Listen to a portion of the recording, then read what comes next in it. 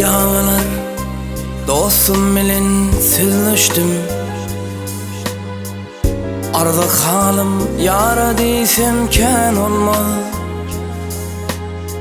Gece gündüz aşkın bilen yanarım.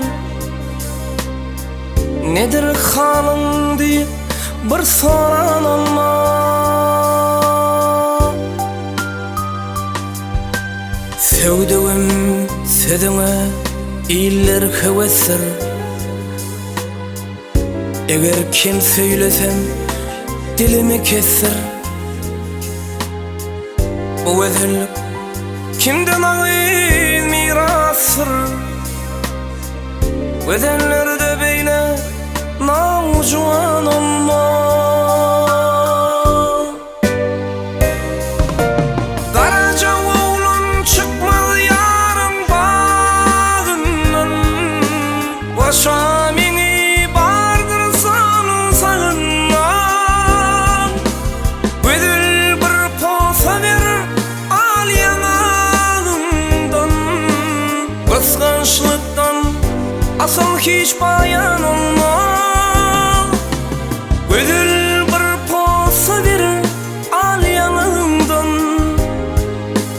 Kıskançlıktan asıl hiç bayan olmaz.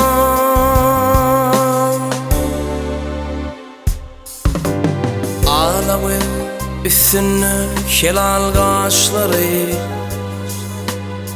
Misli zerdek öser yarın saçları. Gülgünler dağda ikinci dişleri. Benim salam kimin gülmeden alma.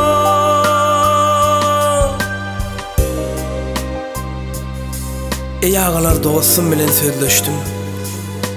Arda halim yara diysem ken olmaz. Gece gündüz aşkın bilen yanarım. Nedir halin deyip, nedir halin deyip bir soran olmaz.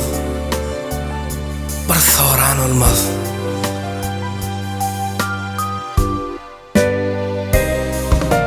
Karaca oğlum çıkmaz yarın bağından. Başa meni bardırsan sağından. Ödül bir posa verir al yanağından. Kıskançlıktan asıl hiç bayan olmaz. Ödül bir posa verir al yanağından.